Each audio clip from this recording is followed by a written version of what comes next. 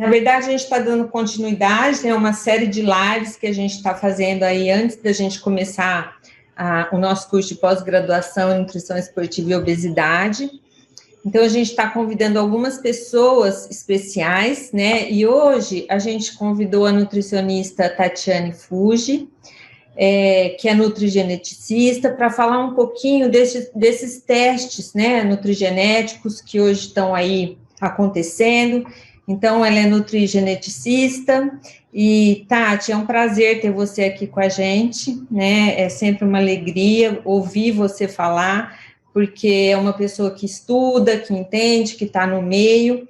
E aí a Tati vai fazer uma apresentação e depois a gente abre para perguntas, tá bom? Obrigada, viu, Tati? Eu que agradeço, professora Carla, professora Ellen, e também a presença de todos vocês, convidados ilustres. Eu estou um pouquinho nervosa, mas vamos lá. Deixa eu colocar aqui a apresentação. Pronto. Coloquei aqui a apresentação. Bom, então, eu sou Tatiane, eu sou nutrigeneticista, e ser nutrigeneticista realmente foi um cargo que foi colocado pela empresa. Então, hoje não existe nenhum tipo de especialidade ou especialização que forme um nutricionista ou um profissional para ter esse termo, né, essa nomenclatura. Eu fiz mestrado e doutorado na saúde pública, junto com o professor Marcelo Rogério, então fui orientada por ele desde a iniciação científica. E minha última temática de estudo no doutorado foi realmente avaliar alterações na população de São Paulo correspondentes à predisposição genética, tanto para obesidade quanto para epidemias. Elaboramos um score de risco genético também, olhando para algumas variantes genéticas em relação ao perfil de dislipidemias, e correlacionamos com o consumo, com os exames bioquímicos. Então, fizemos aí uma avaliação bem interessante. E também fizemos uma avaliação em parceria com o professor José Maria Ordovas, em relação à avaliação de alguns polimorfismos genéticos de desaturases e elongases nessa mesma população. Teve também resultados bem interessantes.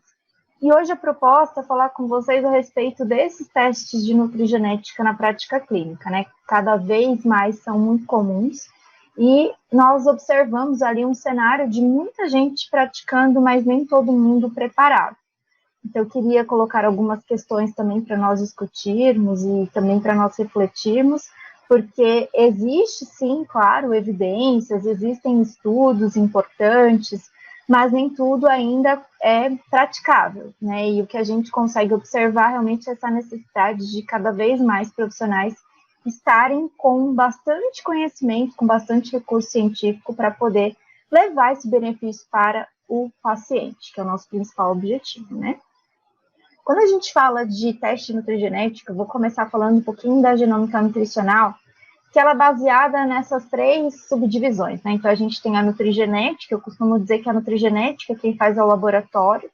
O laboratório, ele faz ali a genotipagem do paciente, e ele pode ter uma amostra de sangue, uma amostra de saliva, um suave, por exemplo, e aí ele vai fazer essa genotipagem, vai entregar uma informação, que é uma informação baseada naquela correspondência ali do genótipo do indivíduo.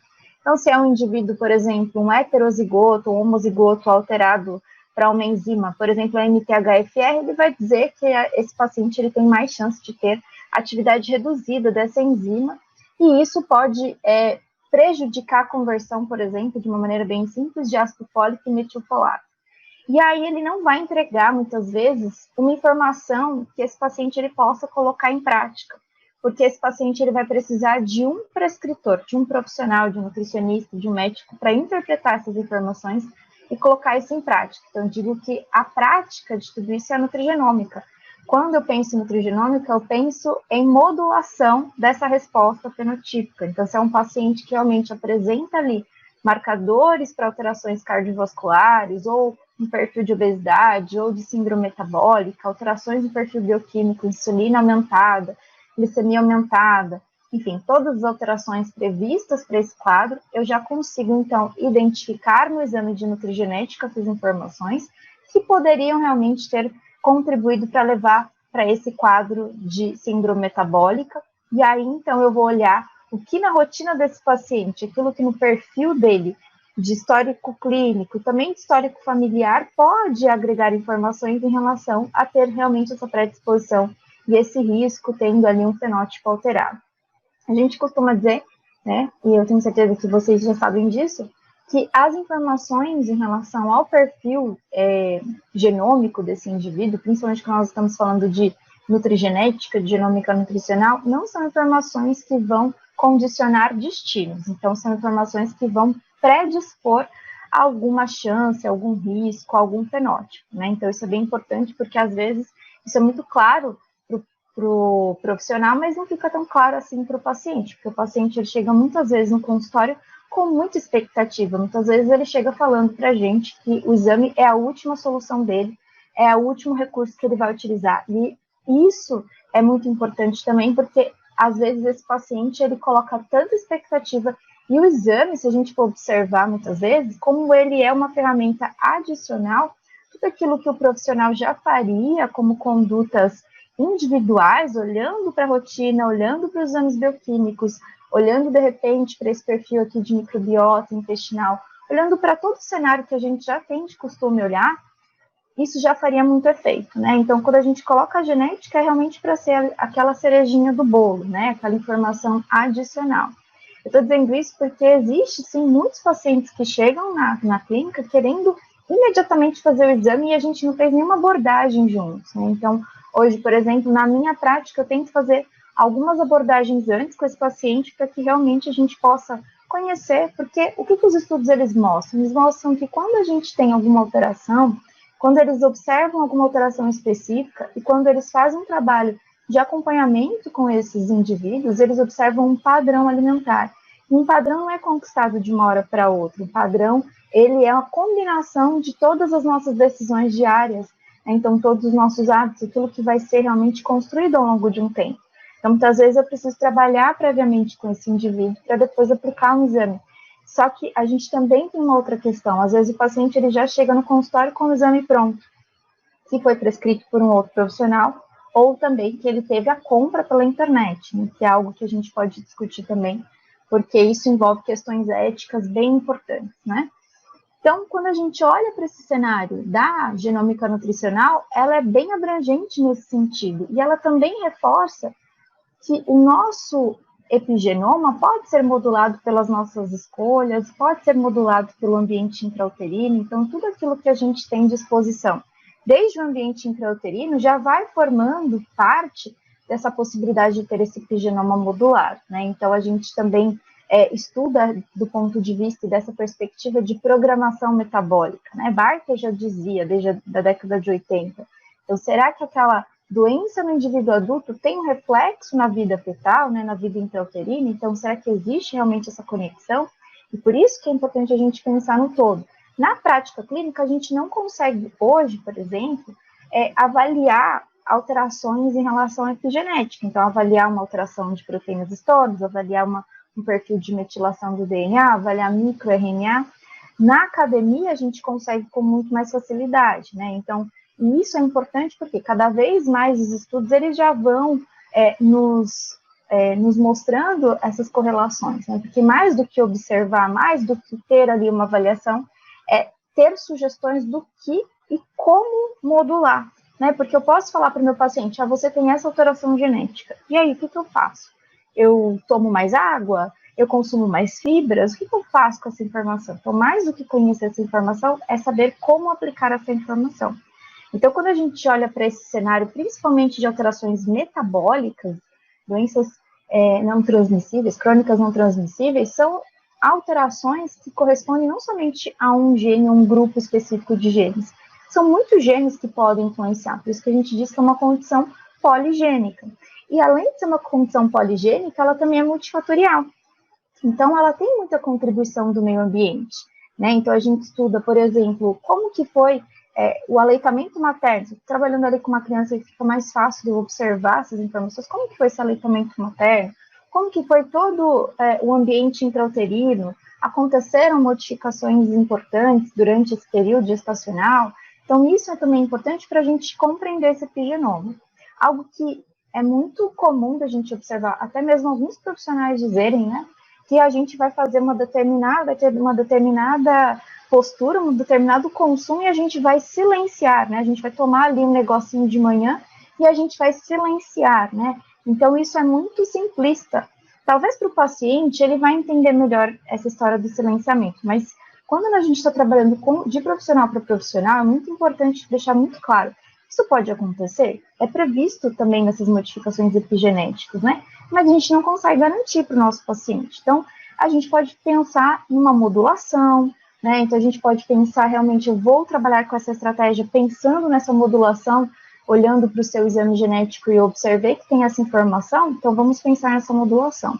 Porque alguns conceitos, eles são muito importantes e eles acabam sendo perdidos ao longo do caminho, e aí o paciente, ele sempre fica, ele repete essa informação, e às vezes de tanto que é repetida, a gente acaba incorporando, né, essa informação que nem sempre é uma informação verdadeira e que a gente consegue realmente atender essa demanda, essa expectativa do paciente. Então, é muito importante, eu trabalho um pouquinho nessa desconstrução de toda essa informação, porque não quero, de forma alguma, aumentar uma expectativa sem poder realmente estar ali atento à entrega de algum resultado importante e que tem algum efeito na vida desse paciente. Então, muitas vezes, o exame genético, ele vai ser realmente uma ferramenta extra, que nem sempre no primeiro momento a gente pode ter essa conduta de solicitação. Ele pode sim ser solicitado, claro, não tem nada que diga que não, mas é muito importante pensar que quanto maior for a adesão do seu paciente, olhando para o perfil genético, melhores serão os resultados. E aí a gente só consegue essa adesão com um tempo aí trabalhando juntos, né? Quando a gente pensa em nutrição personalizada, eu gosto bastante dessa figura porque ela retrata realmente a complexidade dessa nutrição personalizada, né? E eu trouxe aqui alguns retratos de alguns laudos de laboratórios, e aí eles dizem assim, ó, tem laudo que avalia gene por gene, tem laudo que avalia um conjunto de combinações, né? Tem laudo que avalia um score, que avalia vários conjuntos ali de combinações. Então, cada laudo, cada laboratório vai trabalhar de uma maneira. E por isso também é tão complexo. O que está certo, o que não está certo, o que está mais certo, né? Pensando numa condição poligênica, pensando numa condição multifatorial, em que eu tenho ali alterações que correspondem à predisposição, alterações que vão realmente ter ali um valor preditivo, é muito importante eu considerar muito mais do que uma informação, né? Se eu estou falando de condições raras, ok, você tem uma alteração genética correspondente a um fenótipo. Mas quando a gente trabalha com alterações poligênicas, é muito importante a gente avaliar o todo. E é claro que a gente não tem resposta para tudo ainda, nós estamos construindo esse conhecimento. Então, existem várias propostas de score, várias propostas de algoritmo, e nem sempre os laboratórios eles abrem também para os profissionais como eles criaram esse algoritmo, como eles fizeram, né, esse cálculo, enfim, porque também existem informações que são confidenciais e que eles levaram em consideração e eles não gostam também de compartilhar, de repente, para que os outros não possam copiar, enfim. Mas são informações que são importantes e para a nossa conduta clínica é muito importante a gente selecionar com quem que a gente vai trabalhar e depois que a gente seleciona, levar em consideração alguns aspectos que são importantes, né? Então, além da avaliação do padrão de dieta desse indivíduo, avaliar também o microbioma. Então, hoje já é mais possível a gente aplicar ali exames de microbiota intestinal, por exemplo, avaliar condições clínicas, exames que sejam exames complementares, que sejam imprescindíveis também para o nosso entendimento, para a nossa conduta, para o nosso raciocínio, avaliar estilo de vida, prática regular de atividade física, alguns maus hábitos, né, um tabagismo, por exemplo, outros exames específicos, exames de imagem que ele traga para agregar ali na consulta, principalmente se eu estou trabalhando ali com um paciente oncológico, se eu estou trabalhando com esse paciente, depois que ele saiu, né, da quimioterapia, ele é um paciente que agora está com a doença mais controlada, mas eu quero conhecer o perfil clínico dele, eu peço, por exemplo, um anatomopatológico, eu peço para rever esses exames, porque podem ser importantes, de repente ele tem um exame genético, um painel genético que ele fez, eu posso não fazer nenhuma conduta olhando para aquele painel, porque enquanto nutricionista eu tenho algumas restrições, mas isso vai ser importante também para o meu entendimento, né? Vai ser importante ali para o meu raciocínio clínico. Se tiver estudos que apontem informações que possam contribuir para o meu raciocínio, fica muito mais interessante. Eu tenho um exemplo bem clássico, Peguei uma paciente que ainda está em tratamento oncológico, ela fez exame de nutrigenética, e ela ia usar uma medicação que é cardiotóxica. Ela fez um exame e a gente identificou no exame uma alteração para o fator 5 de Leiden, né, que não é tão comum na população, e esse fator 5 de Leiden aumenta o maior risco, né, aumenta o risco de ter eventos trombóticos. Então, isso também foi importante. A gente fez um relatório ali para o hematologista dela. Ah, Tati, mas isso vai acontecer? Não necessariamente. Mas se eu tenho essa informação e essa informação não é tão frequente na população, por que eu não posso, de repente, colocar ali essa informação extra que pode auxiliar toda a equipe que vai acompanhar essa paciente, né? Então, são informações que podem ser acrescentadas também no receituário dessa paciente, né? Então, isso é importante porque cada vez mais a gente vai alimentar esse banco de dados. E falando em banco de dados, uma profissão muito em alta é a profissão do bioinformata, né? Esse bioinformata, ele pega todas essas variáveis e aí ele transforma isso num algoritmo, né? Transforma isso em algo que pode ser mais palpável do ponto de vista clínico para a gente começar a colocar em prática as recomendações personalizadas. Então, não é tão simples assim, né? A gente precisa ali de algumas ferramentas.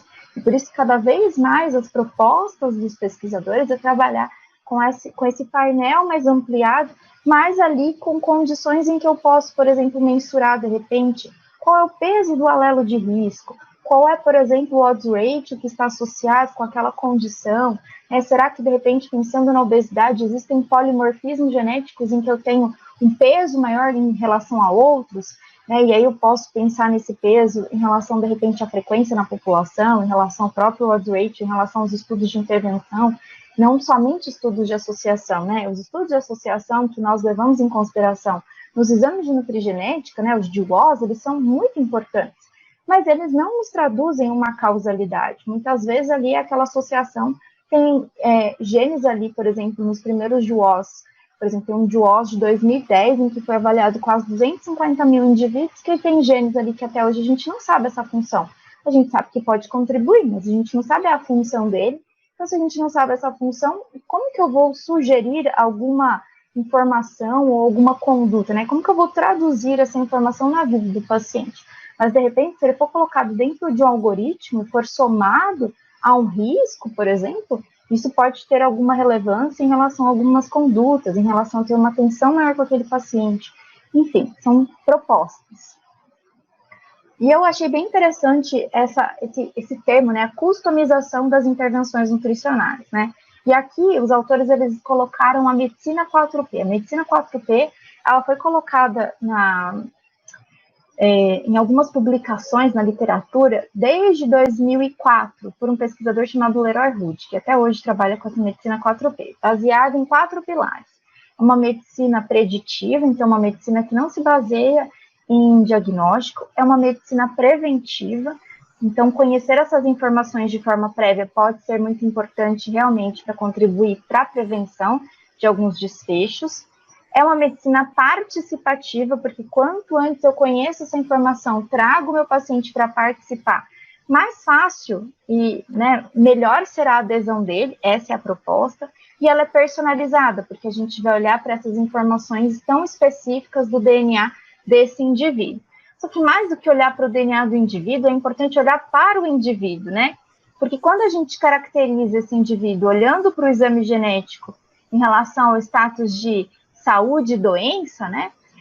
Pode ser algo muito simples, pode ser algo muito distante dele, né? Então, quando eu olho para o todo, fica mais evidente a importância desse indivíduo no processo, né? E algo que é bem interessante e que eu acho que fica um alerta para que nós profissionais possamos também refletir a respeito desse assunto. Eu acho que só tem um microfone aberto que está dando um pouquinho de microfonia. Vocês estão me escutando? Ai, agora melhorou.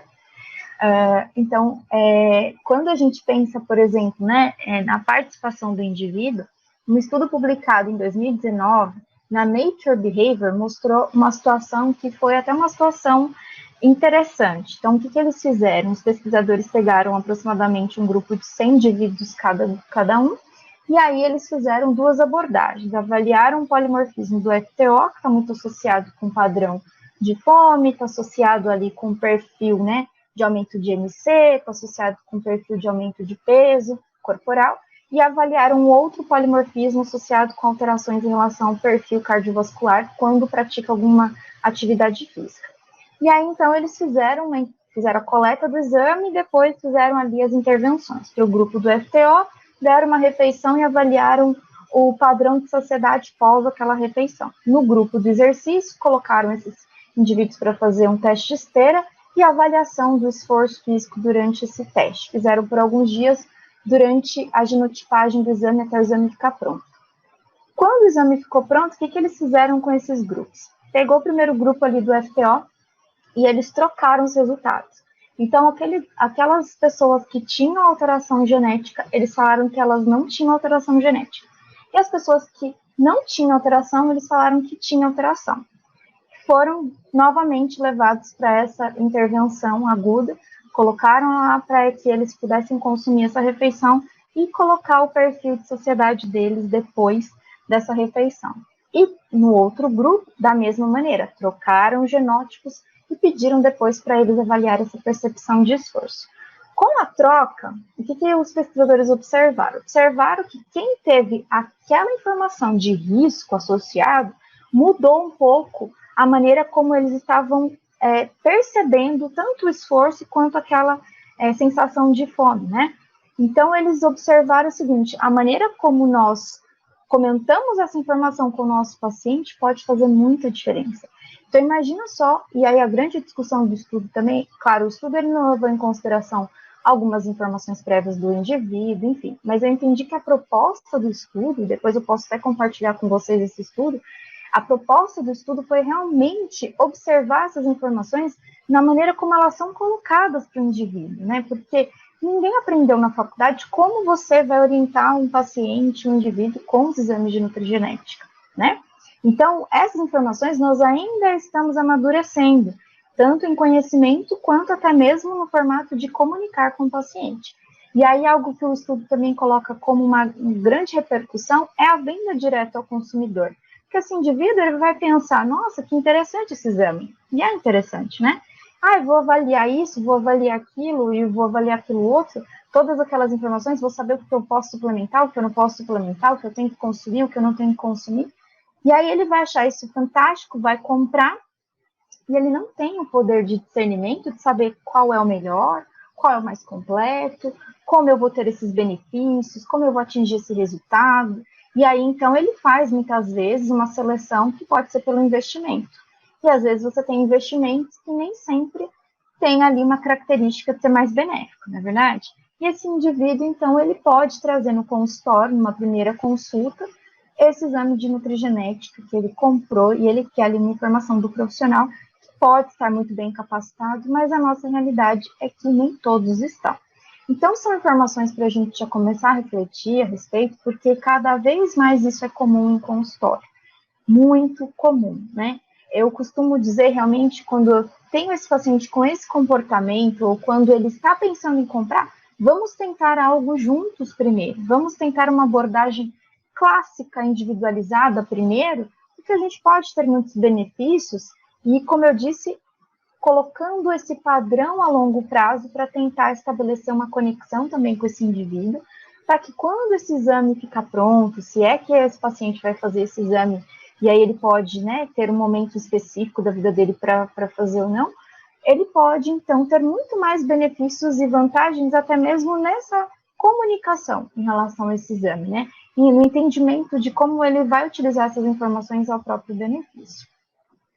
Então, será que essa análise do DNA realmente permite um treino personalizado, né? Aqui a gente tem algumas promessas, né? O treino personalizado, otimização de nutrientes e compostos bioativos, recuperação corporal eficiente. Será que tudo isso é permitido? E existe uma variedade muito grande de testes de nutrigenética aqui no Brasil, né? Tem uma variedade muito grande. Eu, assim, printei algumas empresas, e se vocês conhecem outras, às vezes essas outras, elas são laboratórios que só mostram a imagem delas, mas acabam fazendo genotipagem em outros maiores, tá? Então, aqui são várias empresas, e eu acho bem importante, sempre coloco isso muitas vezes para os alunos, de fazer uma tabelinha, né? Tati, eu quero trabalhar com o exame. Então, monte uma tabela, coloque ali os laboratórios, né, que você pode fazer uma parceria, coloque ali quantas variantes genéticas ele avalia, qual o preço médio desse exame, quais são as formas de pagamento do seu paciente, por exemplo, com quem você vai falar se você tiver uma dúvida científica, eles fornecem uma assessoria científica, tudo isso é muito importante para a gente conhecer, porque se o indivíduo, né, se o profissional ele não conhece essas informações, que são informações tão básicas assim, fica muito difícil dele auxiliar o seu paciente na melhor escolha. Às vezes, por exemplo, tem empresas que têm um painel mais voltado para a infância, para a nutrigenética infantil, por exemplo, que a outra não tem. Então, eu posso, de repente, sugerir de uma determinada empresa para um determinado público, de uma outra empresa para outro público. Mas eu só consigo ter esse conhecimento à medida em que eu conheço. Peça um laudo modelo, né? Eu acho que isso é fundamental. A gente tem que ter o laudo modelo dessas empresas para a gente avaliar se vai realmente fazer sentido. Às vezes o paciente quer porque quer fazer, mas você como profissional que tem ali todo o seu conhecimento, você estuda, você entende dessa informação de nutrigenética, você quer escolher o melhor para o seu paciente. Então, peça o laudo modelo, né? Isso é muito importante. Eu costumo sempre pedir um laudo modelo. Agora a gente tem uma empresa mais nova chegando no mercado, que é uma empresa espanhola. Eu fui lá e pedi o laudo modelo para eles, porque eu quero ver, eu quero saber o que está acontecendo, o que eles estão colocando, o que eles não estão colocando, o que eles estão considerando. Isso é um exercício muito importante também para quem quer praticar a nutrigenética, né? E a grande maioria aqui das empresas que vocês estão vendo são empresas com venda direta ao consumidor. A grande maioria. Eu chutaria aqui 80% das empresas têm venda direta ao consumidor. Então, isso também é algo que no Brasil já acontece, a gente não tem legislação também. Nem, assim, é algo que eu até estava discutindo agora na live anterior, em relação à proteção dos dados, né, que é algo que é bem importante, essa proteção de dados. A gente não pode ter, de forma alguma, de repente, um empregador utilizando um teste nutrigenética para fazer uma seleção, um processo seletivo para um cargo na empresa, né? Ou, por exemplo, uma empresa de convênio, né, uma seguradora ali, utilizando um teste para, de repente, não sei, cobrar mais a mensalidade de um indivíduo que tem mais risco, né? Então, assim, pode ser algo, né, muito futurista, assim, nossa, Tati, como você está pensando, mas eu já ouvi pessoas falarem, né, desse meio, que já foram procurados realmente para ter esse tipo de avaliação.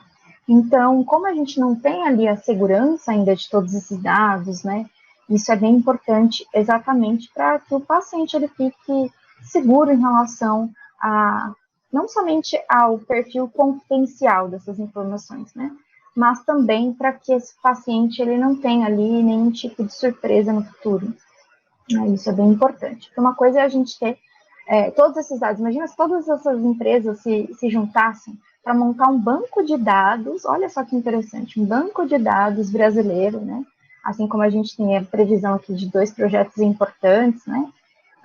Para ser ali contemplado num banco, num consórcio nacional, para que os pesquisadores pudessem utilizar esses dados, e aí teria que ter critérios mínimos, né, para contribuir para esses dados. Isso seria muito interessante, porque daí a gente conseguiria olhar com um olhar científico para, de repente, tentar identificar, de repente, um padrão de polimorfismos em uma região, ou a frequência que seja de polimorfismos na população brasileira, já que é tão discutida, né, a nossa miscigenação, já que é tão discutido aí esse perfil do brasileiro, que é realmente um perfil bem característico e bem particular da população brasileira. Bom, isso seria maravilhoso, né? Vou trazer aqui, então, para vocês exemplos. Então, aqui a gente tem da empresa 1, um exemplo em relação à avaliação de polimorfismos associados à obesidade. Então, aqui a empresa, ela coloca os genes, né? Ela coloca o RS, coloca o risco, o resultado e a análise. Uma análise individual, olhando para indivíduos heterozigotos, para indivíduos homozigotos com risco reduzido, indivíduos homozigotos para risco aumentado. Depois ela tem uma interpretação, tudo certinho, né? Tem toda a interpretação, tem a avaliação ali, a descrição mínima dos genes, enfim. Então, a gente tem características diferentes, né? Mas nem toda empresa, por exemplo, entrega RS, tá? Então, por exemplo, se eu estou trabalhando hoje, 2021, com um paciente, vamos supor que essa empresa não tem o RS, quando esse paciente voltar na consulta no final do ano, outros estudos foram publicados, eu não consigo fazer uma atualização, porque eu não tenho o RS, né? Então, isso é muito importante. Eu sempre peço para o paciente, quando ele vem com uma empresa, né, que não tem o RS, eu sempre peço para eles pedirem, que é mais fácil o paciente cobrar da empresa, já que ele fez a compra pela internet, né, ele é o cliente, não eu, e é muito importante realmente para a gente o quê? Começar a trabalhar nessas atualizações. De repente, eu não consigo, enquanto ser humano, né, fazer ali uma avaliação tão completa, mas se eu tiver, por exemplo, um bioestatístico, um bioinformata, que possa fazer ali, de repente, uma análise da contribuição desses polimorfismos dentro de um score, dentro de um algoritmo, dentro de um GRS, né? Isso pode facilitar muito a minha abordagem nutricional. Então, essa informação é uma informação que vai ser para a vida inteira do indivíduo, mas as minhas interpretações, de acordo com a publicação, de acordo com os estudos, elas podem sim ser atualizadas, né? Então, isso é muito importante, porque às vezes o paciente ele acha, se hoje, por exemplo, a maior contribuição para o perfil aqui de obesidade em relação ao FTO é o consumo de lipídios saturados, pode ser que no futuro a gente tenha outros estudos mais robustos com a nossa população, inclusive, que mostrem, de repente, algum composto bioativo que conseguiu modular esse perfil genético, que conseguiu, dentro de um acompanhamento, ter resultados mais interessantes numa população mais específica. Então, por que não atualizar, né? Um outro exemplo aqui que eu trouxe, essa empresa, ela avalia alguns poucos, né? Então, não tem um perfil ali específico de obesidade. Mas aí, o que ela coloca? Ela coloca o RS, ela coloca a população de estudo, coloca ali onde está localizado o gene, né? O gene e o genótipo do indivíduo. Dessa maneira, ela coloca e depois coloca se tem aqui, por exemplo, maior risco para deficiência de vitamina B6. E aqui em relação à vitamina D. Então, ela coloca dessa maneira, e cabe ao profissional identificar essa informação e traduzir essa informação, por exemplo, em dados mais factíveis, mais simples para esse paciente, né? Ou em condutas personalizadas, né, para esse indivíduo. Então, é um indivíduo, por exemplo, que ele tem ali um perfil de vitamina D bioquímico, que tem muita dificuldade ali de aumentar essas concentrações plasmáticas. Então, de repente, ele pode olhar para esse perfil aqui, e esse perfil ter uma contribuição importante, né? A proteína carreadora ter um perfil, uma contribuição importante. Ok, mas e como eu vou traduzir essas informações para diminuir o risco desse indivíduo ter baixas concentrações de vitamina D? Ele vai ser suplementado para a vida inteira?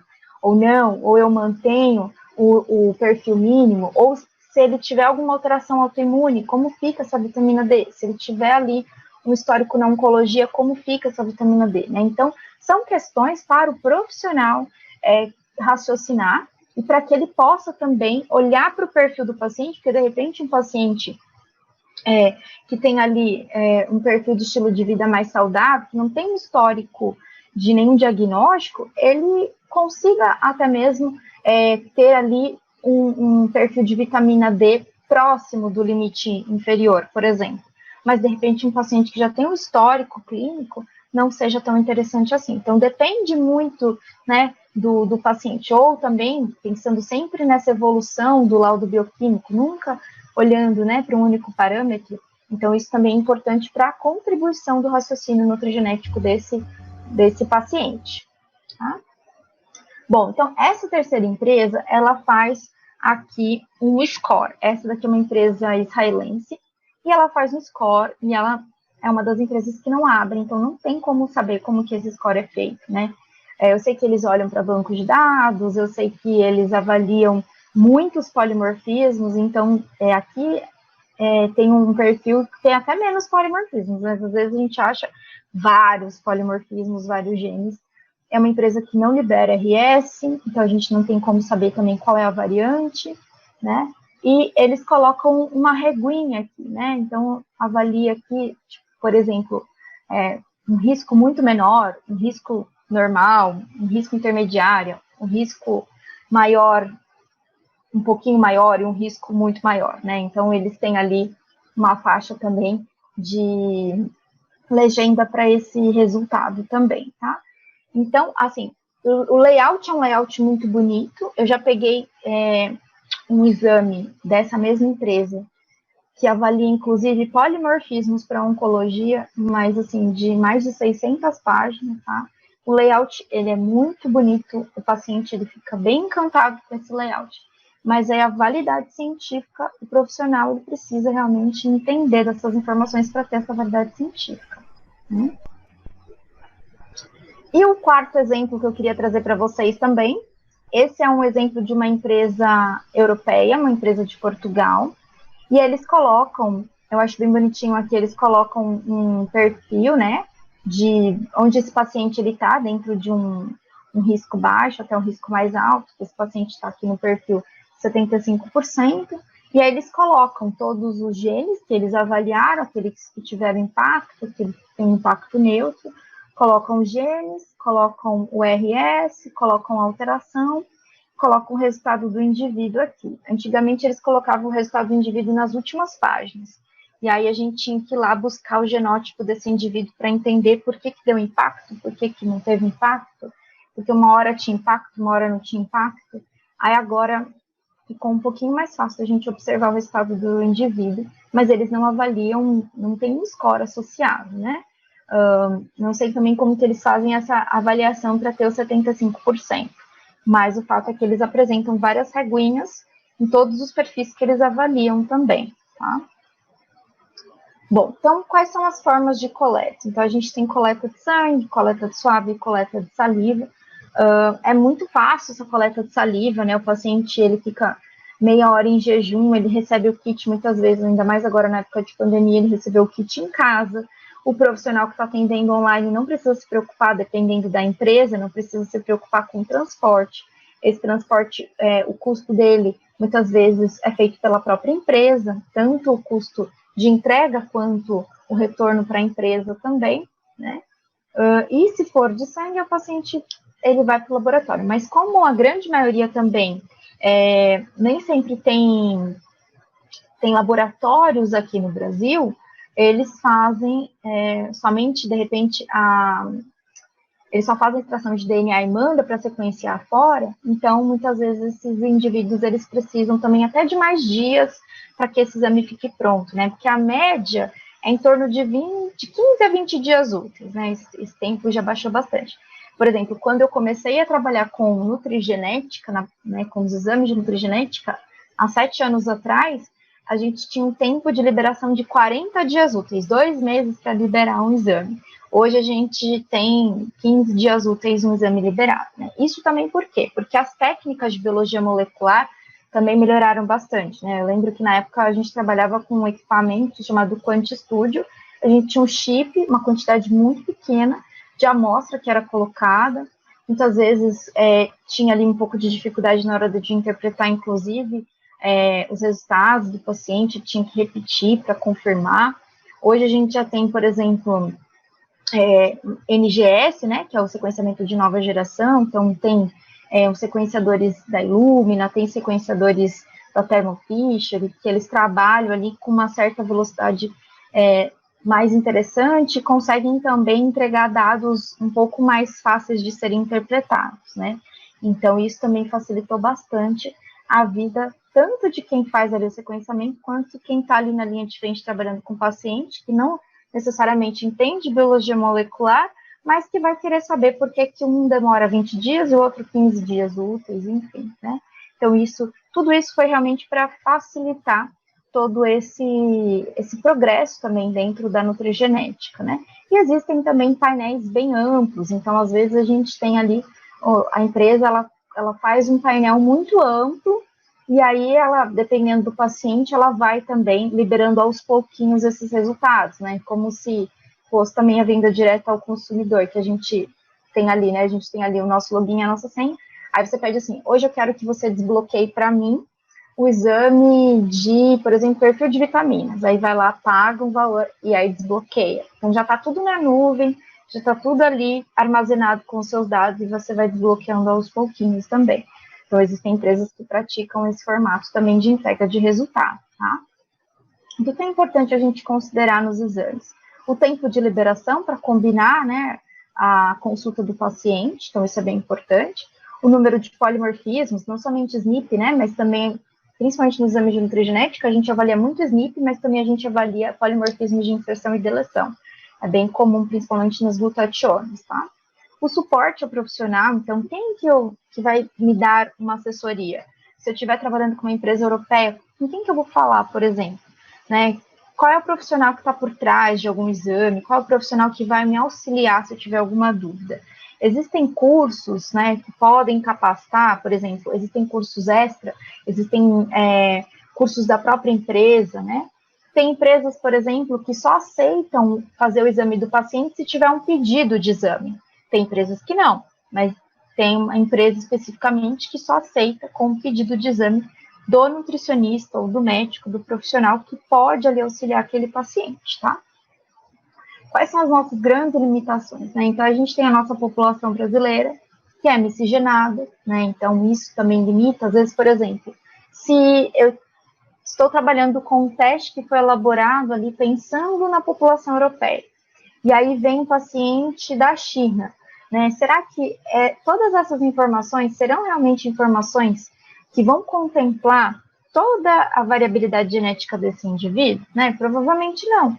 Não que essas informações aqui não sejam utilizadas, mas que para ele, por exemplo, pela etnia, eu poderia avaliar outros polimorfismos, outras variantes genéticas que para ele, de repente, possa ser mais interessante, possa ter muito mais validade científica, tem mais estudos, inclusive, para que eu possa ali traçar alguma conduta personalizada.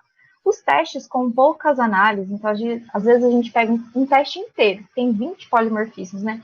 Mas assim, 2 de obesidade, 2 de diabetes, 2 de dislipidemias, e assim por diante. Então, quanto que 2 vai representar realmente algo com tanta evidência, né? O quanto que eu preciso utilizar. A gente não tem um número exato, né? Eu acho até interessante um estudo bem antigo, acho que de 2013, um estudo de genômica do esporte que fala, né? Um dos pesquisadores, que é o professor Alan, que trabalha bastante com rugby, eles fizeram uma pergunta, né? Será que existe o genótipo perfeito para endurance?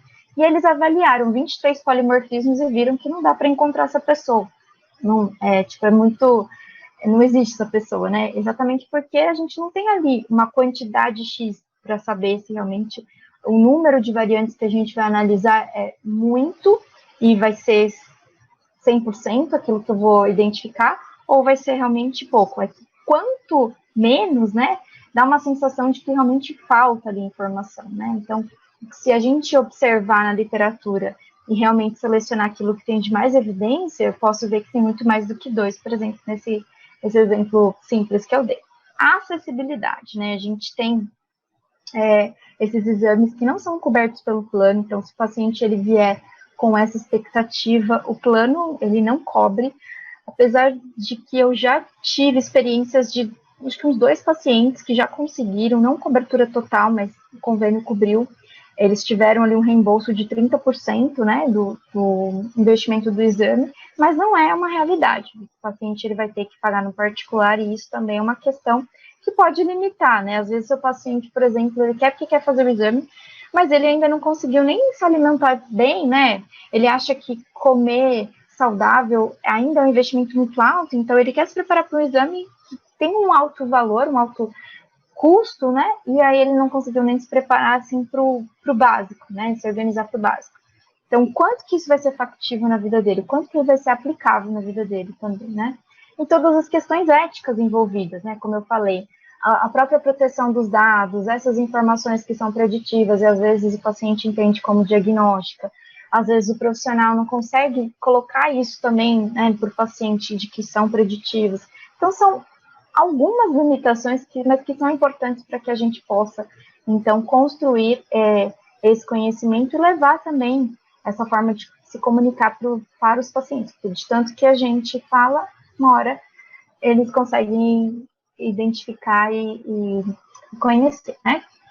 Em relação à prática, né, o que a gente tem na literatura? Um posicionamento de 2014 da Academia de Nutrição e Dietética, realmente falando que esses exames, eles não fazem parte da prática clínica dos profissionais, né, e que os profissionais, eles precisam estar capacitados para atuação. Na verdade, esse artigo aqui de revisão, ele faz uma grande crítica, né, aos exames, porque realmente a gente não tem, naquela época principalmente, não tinha tanta evidência científica para praticar, e a gente já tinha muita prática, né, principalmente nos Estados Unidos, um dos principais laboratórios, né, que a gente tem ali o 23Eu, o 23andMe, tendo ali uma venda direta ao consumidor, né, eles tiveram ali investimento, o apoio do Google, então isso ajudou mais também a ter um custo, um investimento mais em conta, então o acesso foi mais permitido, né, e aí veio 2013 e eles tiveram ali que bloquear algumas informações, porque são informações que são preditivas e tinha algumas distorções ali em relação da interpretação do indivíduo, não era nem da informação, era da interpretação do indivíduo, né, então isso também acabou não estando ali, não ficando com uma aparência muito boa, né? E eles discutem também, ó, vendas direto ao consumidor. Essa venda direta ao consumidor, ela é bem discutida e faz tempo, né? Em São Paulo, a gente tem, São Paulo e Mato Grosso, né, o parecer do Conselho de 2015, né, falando a respeito dos testes de nutrigenética, dizendo que é importante os profissionais estarem capacitados para aplicar de forma adequada, só que é bem abrangente, né, a gente não sabe, por exemplo, como é se capacitar, como é aplicar de forma adequada, como é não fazer uma interpretação equivocada, né? Então, quanto mais a gente estuda, mais a gente vê que a gente tem que estudar, é a grande conclusão, né? Então, mas é importante estudar, assim, eu sempre falo também para os alunos, não confiar somente naquelas informações que estão no laudo, busquem mais informações, vão atrás de mais artigos, questione quem está lá do outro lado do científico. Eu não entendi essa colocação, você pode me explicar? Eu não entendi, de onde que vem essa informação? Você pode me fornecer o artigo? Ou me forneça, de repente, um volume ali, né, de informações para que eu possa consumir aos poucos, porque eu quero realmente ajudar esse paciente. Eu quero que esse paciente ele encontre realmente nesse exame um investimento que fez sentido para ele, que vai fazer parte da vida dele para sempre, né? A gente também tem um posicionamento da SBAM, foi publicado em 2017 por esses 3 pesquisadores, né? Então, o Marcelo, que foi o meu orientador, a Cris e a Derusa, que são professoras da UFG, a de Goiânia. Então, praticamente, é como se fosse um overview desse parecer, com algumas informações extras, né? Mas, por enquanto, a gente não tem mais nenhuma publicação nesse sentido brasileira. Em relação à Sociedade Internacional de Nutrigenética e Nutrigenômica, a gente tem, né, uma diretriz, um posicionamento, que a gente tem pesquisadoras aqui, ó, né, em nosso meio, que sempre participaram. Eu sempre falo aqui, gente, aqui a gente tem pesquisadoras brasileiras, né, sempre cito aqui as nossas queridas pesquisadoras, que realmente é muito importante, né, essa evidência aqui em relação à participação de pesquisadores brasileiros, porque a gente tem aqui alguns direcionamentos em relação à nutrição de precisão, né, então parte 1 e parte 2, então isso é importante, mas a gente ficou nessas publicações, né, mas atualmente a gente não tem nada tão mais atual. Em relação à prática clínica, o que o profissional ele precisa, né, esse profissional precisa ter conhecimentos teóricos no primeiro momento, às vezes a pessoa ela quer trabalhar com exame de nutrigenética, mas ela não sabe nem o que é um polimorfismo, né, ela quer trabalhar com o exame, mas ela ainda não entendeu o que é um gene, né? Qual é a importância do DNA, o que é uma expressão gênica. Então, isso é importante ela ter conhecimentos teóricos. É importante ela conhecer os exames disponíveis. Então, é um exercício muito importante solicitar os laudos dos laboratórios com quem a pessoa queira trabalhar. Então, isso é bem importante.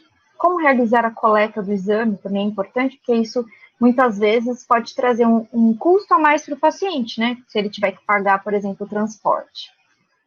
Então, a logística das empresas também é bem importante. Como divulgar, né, esses resultados? Eu já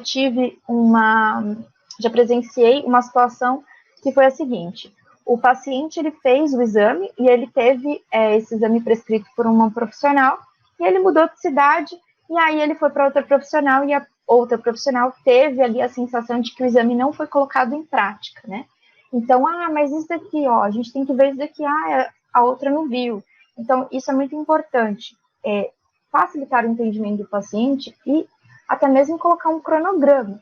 Então, olhando para o seu perfil genético, com a sua rotina, com os seus objetivos, com a sua parte clínica, com a sua parte familiar, olhando tudo, vamos trabalhar com esse primeiro objetivo, depois a gente trabalha com esse, depois com aquele, depois com aquele outro. Então, isso é bem importante, por quê? Porque a gente sabe que é um investimento que vai ser feito uma única vez na vida, mas para que o paciente ele entenda que a cada consulta ele pode olhar de novo um pouquinho mais para o exame genético, né? Então, isso é bem importante. Então, utilizar essa ferramenta realmente para aumentar o saldo de saúde do paciente, mas não entregar garantias, né? Isso é bem importante. Então, é aquela história, não dá para a gente falar que a gente vai silenciar, não dá.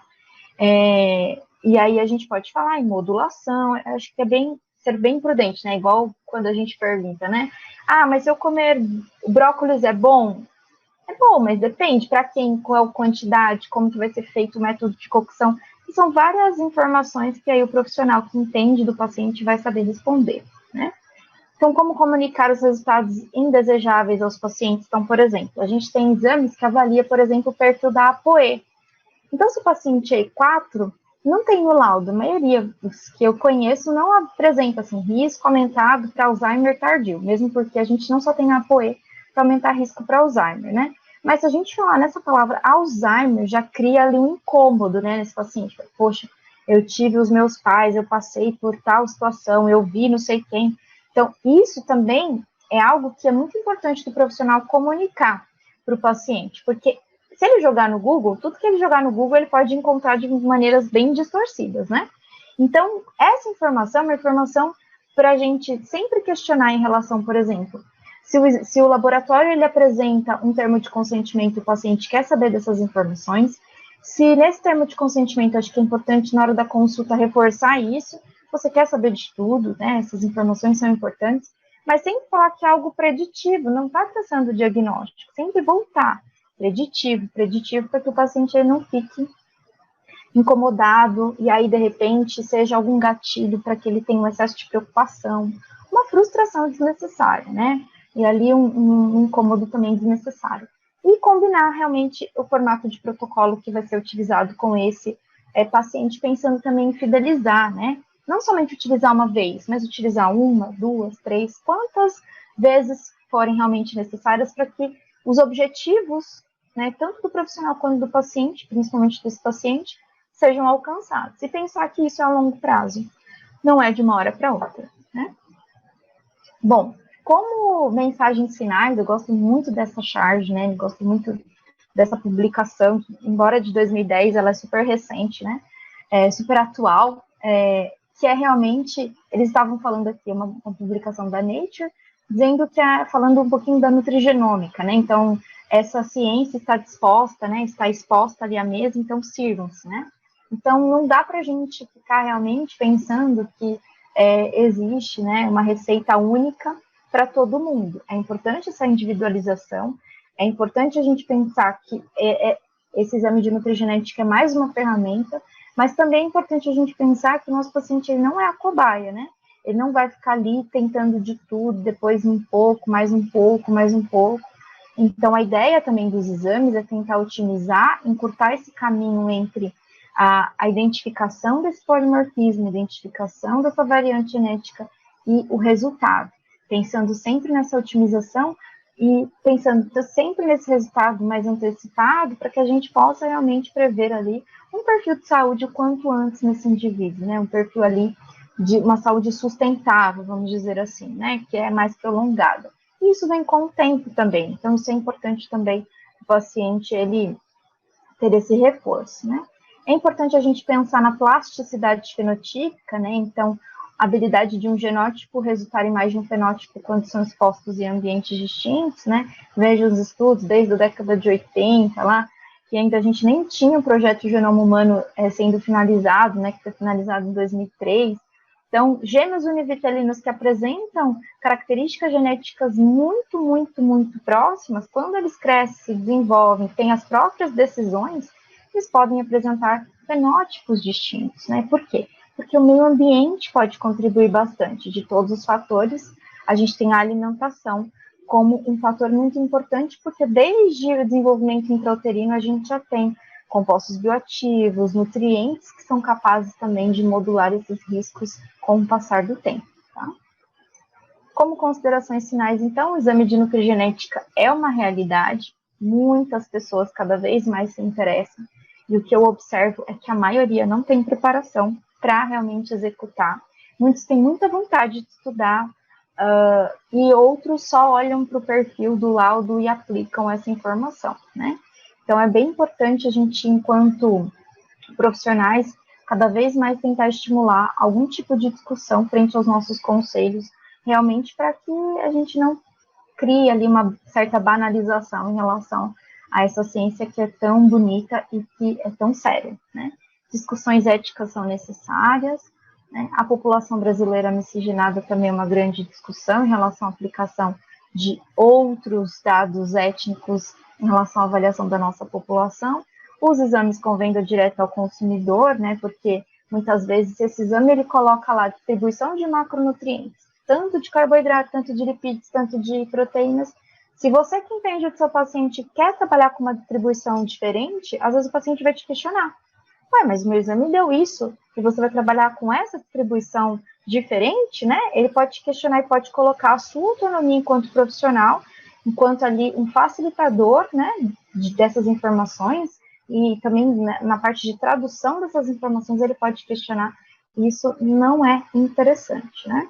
A necessidade de replicação de mais estudos, exatamente para que a gente possa cada vez mais ter uma certa, ter mais um perfil ali científico mais robusto, né? Pesquisas mais robustas. O Leroy Huth, que é esse pesquisador, ele sempre diz, né, que cada um de nós é um exemplar genômico único e que nós não merecemos mais ser tratados como uma média estatística, né? Claro que existem ainda limitações, como eu disse no início, mas que cada vez mais nós estamos caminhando para uma medicina de precisão, né, para uma medicina com esse olhar genômico, esse olhar genético. A gente não tem como voltar atrás, mas sim caminhar para o futuro com um chão assim muito mais firme, né, com o solo ali muito mais firme, e tudo isso voltado também para a ciência, para aquilo que a gente tem de evidência, e não somente para aquilo que a gente acha, que a gente viu realmente em um único estudo, que é bem pouco. Eu agradeço a atenção de vocês. Esse é meu contato do Instagram também, se vocês quiserem mandar alguma dúvida. Agora a gente vai abrir um momento para a gente discutir, mas fiquem à vontade e eu estou disponível agora para falar com vocês. Muito obrigada.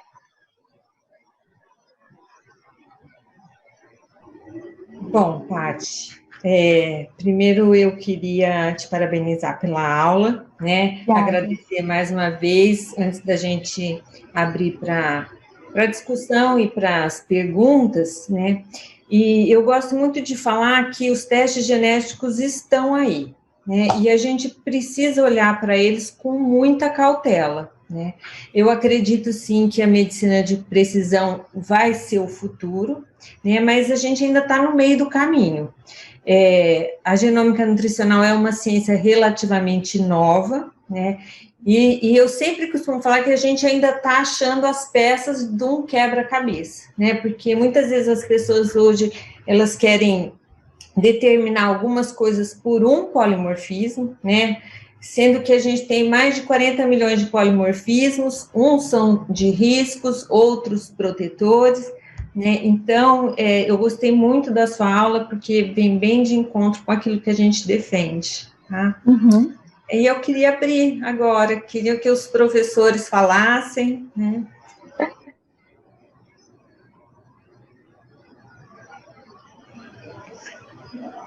Bom, já que o Zé Ernesto não se candidatou, vamos seguir o critério do mais velho. Eu queria parabenizar, então, Carla, Ellen e Vivian pela escolha da Tatiana. Foi realmente uma boa aula, eu acho que ela mostrou assim, um aspecto bastante cauteloso em relação à utilização da nutrigenética. Eu acho que é isso mesmo, acho que nós estamos começando a entender um pouco disso, né? Então eu acho que vai demorar um pouco ainda para a gente ter segurança para utilizar isso de uma forma mais ampla, né? Então, muito bom.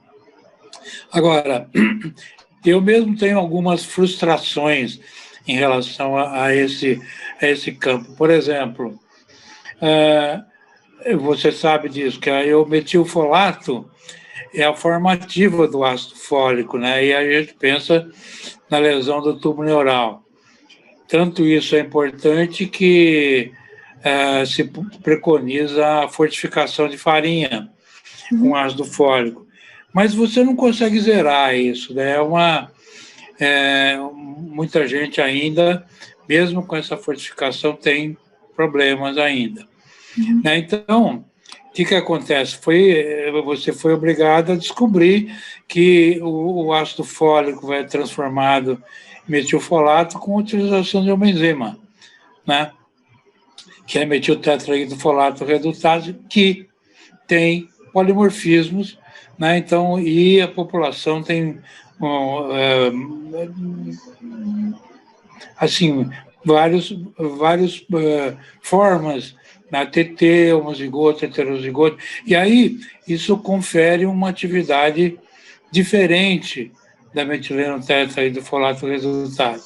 Bom, mas então, eu andei estudando um pouco isso nas últimas vezes aí, já faz um tempo, e agora estou orientando uma aluna com a ajuda da Carla, mas então é aí o seguinte, depois que eu andei publicando algumas coisas, as pessoas me telefonavam, bom, doutor, então, o polimorfismo da metileno tetraidrofolato, como é que eu posso saber se eu tenho, não tenho, onde é que eu vou fazer esse exame? Pronto, aí é uma frustração total, né? Que você não tem condição de fazer isso e não tem como recomendar, porque é uma coisa que na população, então, que você tem que falar, toma uma quantidade maior de ácido fólico para tentar compensar isso, né? Mas você não progride com o conhecimento, então é uma frustração. A outra é que eu andei andando um tempo aí estudando uma doença nutricional que era a deficiência de ácido nicotínico, que dá pelagra.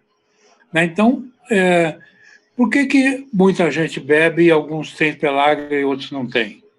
Então, aí certamente envolve uma questão genética. Aí eu fui, no final até dos meus dias de ativo, descobrindo as sirtuínas, né, que estão agora bastante na moda e tal, que é um caminho para você explicar essa coisa. Então, mas não deu tempo e agora eu deixo para os outros aí, para a Carla ou para a Ellen. Né? E a outra grande frustração que você falou realmente aí eu considero importante, que você falou de uma condição poligênica, né? Eu acho que isso a gente precisa ter em mente sempre. Então, é muito frustrante, por exemplo, saber que a Angelina Jolie fez uma mastectomia bilateral, né? Porque tinha uma informação incompleta, né? do seu genoma. E aí, você fica pensando nas pessoas que, às vezes, têm uma informação dessa e tomam uma atitude radical. Então, é outra coisa que eu fico um pouco frustrado. Mas, por fim, vou deixar o doutor José Neto falar, mas parabéns, eu acho que você fez uma boa aula, então, muito obrigado. Eu que agradeço. Muito obrigada, professor. Bom, Tatiana, eu também quero te cumprimentar. Excelente aula. Obrigada. E quando eu recebi o aviso dessa aula, eu vim interessado em saber o quanto por cento do que você ia falar é, na realidade, pesquisa e quanto por cento é clínica. Porque você não tem a dúvida que o pessoal, acho que, anda abusando desse aspecto. Né? Essa semana mesmo eu recebi a visita de uma representante de um laboratório de São Paulo, que tem uns panfletos muito bem feitos, definindo perfis, doença cardiovascular, de obesidade, disso, daquilo. E eu duvido que exista um ou duas pessoas capazes de ler um perfil desse e, baseado nesse perfil, formular uma dieta especial para esse paciente. Eu acho que ainda não tem, ainda não é hora, né? Especialmente como, por exemplo, quando eles falam no perfil cardiovascular, existem 164 LOCE que estão sendo investigados. Quer dizer, como é que você vai fazer para trabalhar isso daí em termos nutricionais para modificar alguma coisa? Que não tem jeito ainda, certo? Mas não tem jeito ainda.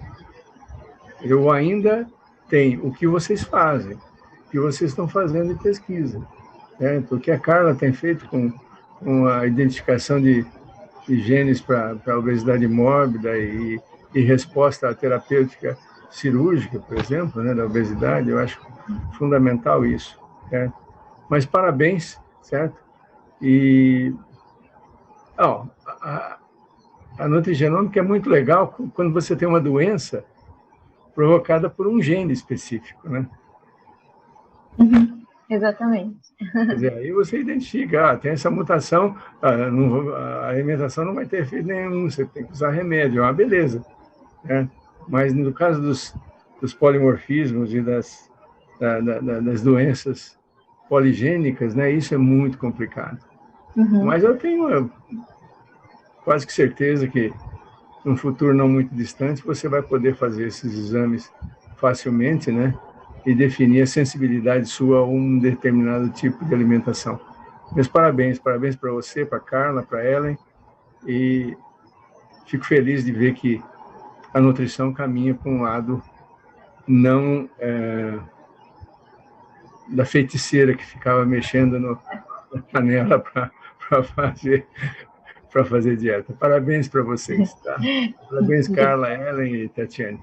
Obrigada, professor.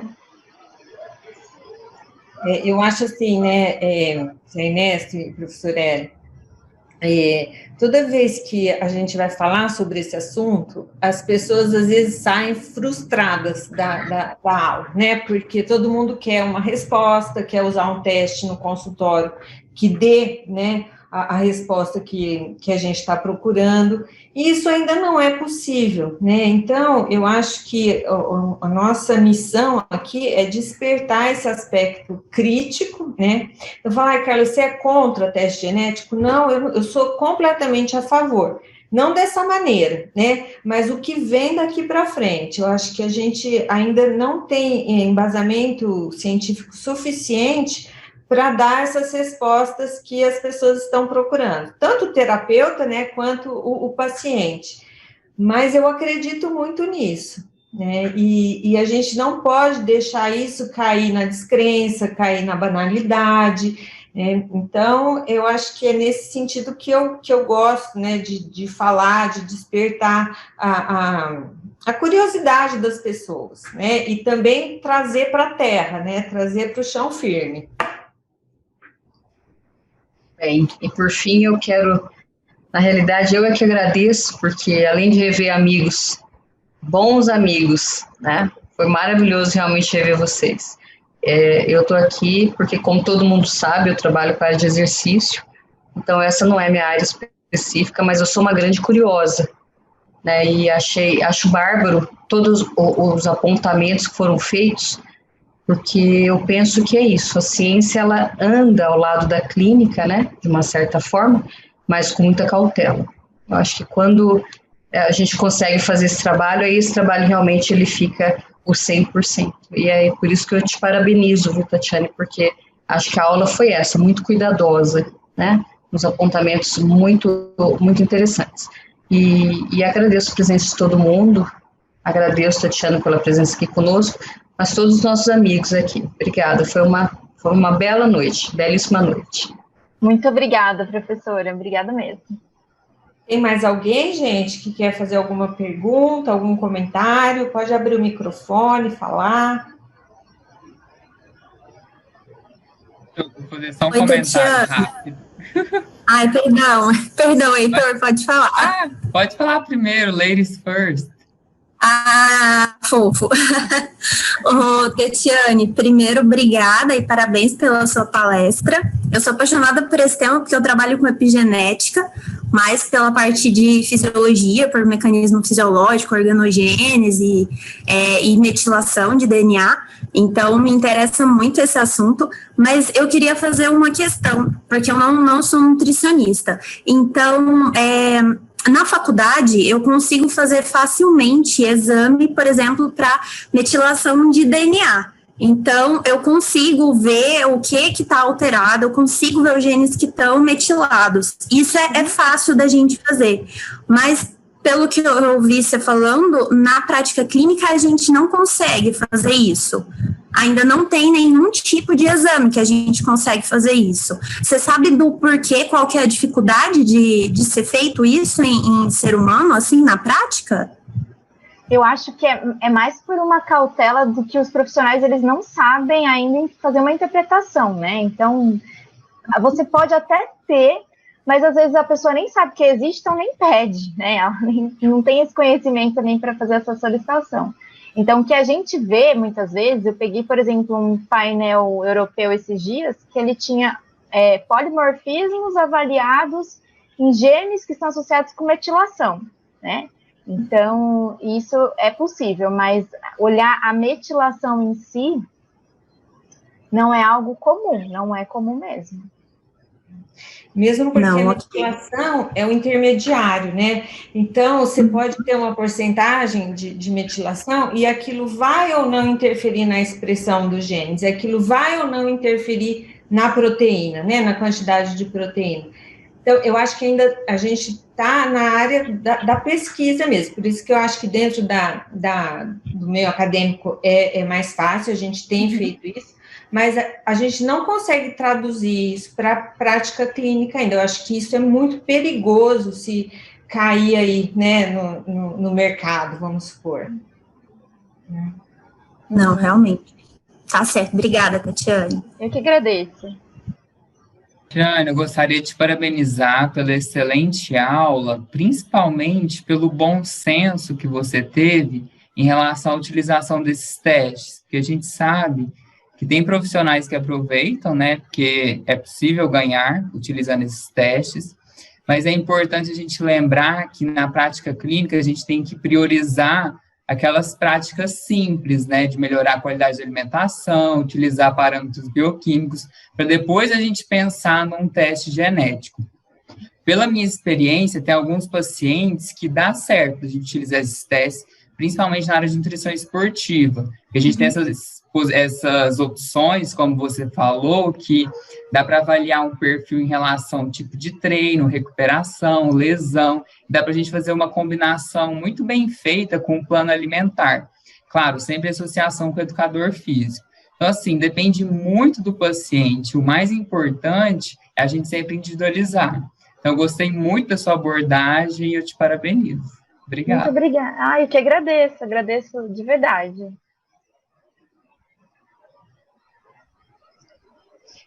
Mais alguém, gente?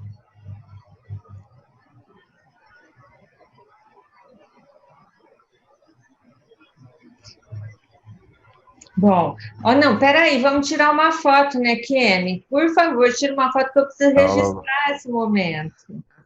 Vamos lá, pessoal. Isso é inédito. Olha, abre as câmeras, gente. Abram as câmeras. Não estou conseguindo aqui, não. Desculpa, Carla. Você está aberto. Então tá bom. Tá bom, o eu estou te vendo aqui. O Eduardo está aí. Maria. E professor? Olha só. O Denis. O Denis está aí. Ai, que bacana. Que legal. Só falta essa última fila aqui. Vamos lá, gente. Já tem uma foto aqui legal. Marcinha, minha querida. Ai, que delícia de aula. Aí. Mais uma. Bom. Volta aqui.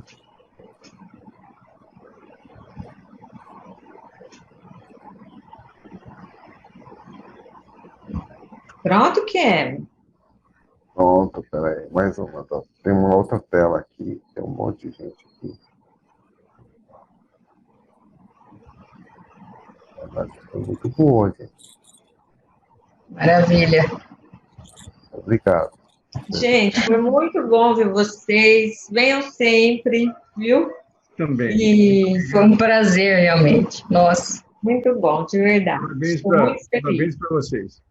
Obrigada. Obrigada. Tudo bem, Eduardo? Prazer, Eduardo é a nossa gente. primeira Obrigado, turma.